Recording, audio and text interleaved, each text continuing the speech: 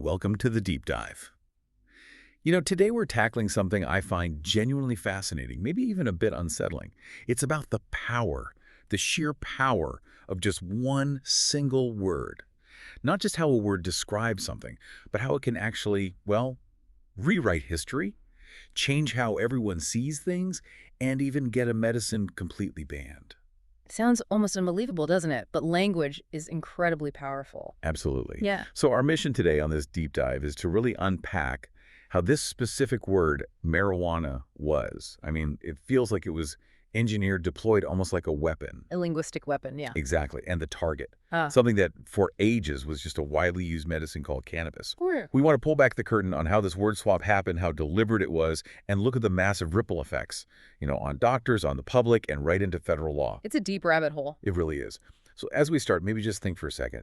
How often do you really stop and question where the words you hear actually come from? Or like what the intent behind using a particular word might be? That's a great starting point, because this story, it really shines a light on how a simple name change isn't always so simple. It can have these huge, long-lasting consequences, sometimes for, decades.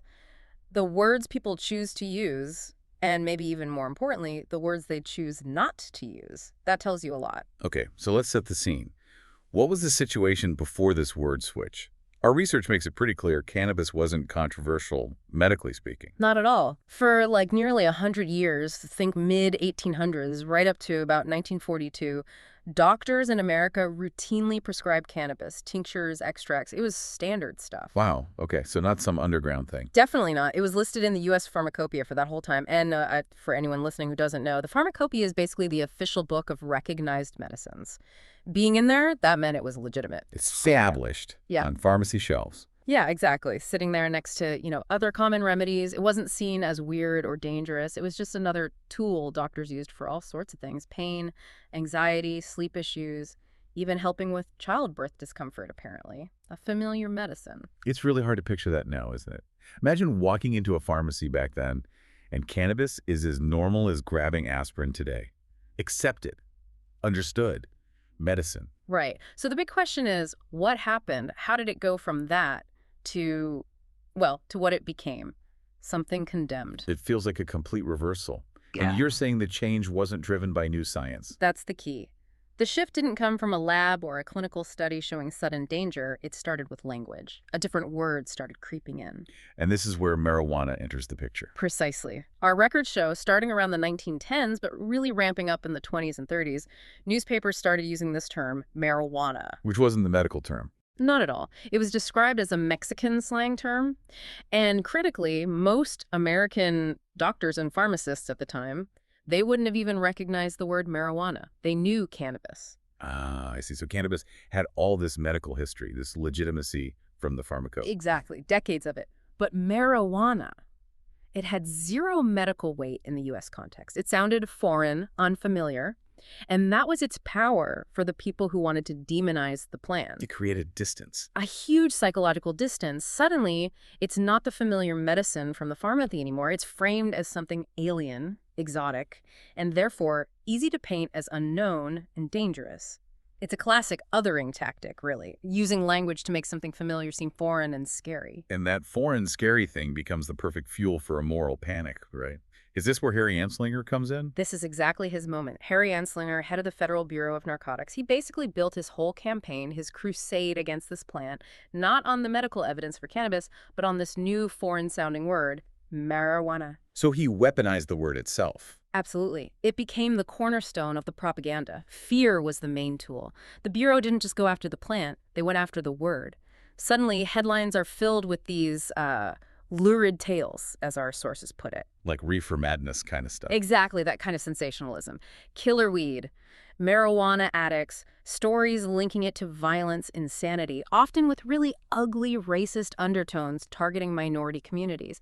Anslinger himself fed this constantly, making wild claims about it causing violence and madness. It wasn't about facts, it was purely about stirring up public terror. You can really feel how effective that must have been, using this exotic word, marijuana. It let them paint this picture of a foreign menace, completely separate from the boring brown bottles of cannabis people were used to. It was brilliant. In a really cynical way, it tapped into existing prejudices, anti-immigrant feelings, the anxieties of the Depression era, fear of the unknown, fear of foreign influence. It disconnected the target from its medical identity. It really makes you think, doesn't it? How easily fear can be manufactured just by choosing the right words, the right framing. And that framing, that manufactured fear, had a very specific, devastating effect on the one group who should have known better, the doctors themselves. Which brings us to the 1937 hearings for the Marijuana Tax Act. This is the legislation that effectively banned it, right? That's the one. And here's the truly shocking part. The American Medical Association, the AMA, the main body representing doctors, they were completely caught off guard by this bill. How is that even possible? They were prescribing cannabis. Right. It seems incredible. Their own representative, a Dr. William C. Woodward, actually testified at those hearings. And reading his testimony, he sounds utterly baffled and, frankly, angry. What did he say? He stated very clearly something like, marijuana is not recognized in medicine. He called it a mongrel term. He was basically saying, look, we doctors don't even know what drug you're talking about with this marijuana word. It's not in our literature. So the AMA didn't realize the law was aimed at the cannabis they were using. Exactly. That was the core of the deception. Dr. Woodward himself pointed it out. He warned Congress right there in the hearing. He said, essentially, if this bill had used the proper medical term, cannabis, every doctor and pharmacist in the country would have immediately understood what was happening. They would have known their medicine was under threat. Precisely. But because the lawmakers, pushed by Anslinger, only used the term marijuana, they cleverly disguised the true target. It created this smokescreen. Doctors likely just assumed, oh, this marijuana must be some new street drug, nothing to do with the cannabis extracts we prescribe. Wow. So it was deliberate misdirection. Woodward certainly thought so. He accused the Bureau of Narcotics of working in secret, of intentionally misleading the medical profession. Think about that, pushing through a law to ban a medicine by using a name the experts wouldn't recognize. It wasn't a mistake. It was strategy. A strategy to bypass the medical consensus by changing the vocabulary. Yep. And it worked. They effectively created two separate identities in people's minds. Cannabis, the fading medicine, and marijuana, the rising foreign danger. And the consequences were final. Absolutely final. The erasure was swift and complete. By 1942, just 5 years after that tax act passed, cannabis was officially removed from the U.S. pharmacopoeia. Gone. Just like that. Vanished from the official list of medicines. A substance used safely for decades, just wiped away. And in its place, legally and culturally, you have marijuana, now officially branded a dangerous narcotic poison. Nearly a century of medical understanding, just tossed aside for a legal fiction created by propaganda. And that branding stuck, didn't it? It wasn't just a 1930s thing. It became deeply embedded. It's actually quite startling. Even the big Controlled Substances Act of 1970, which shapes our drug laws today, still used the term marijuana. Seriously, even in 1970. Yep.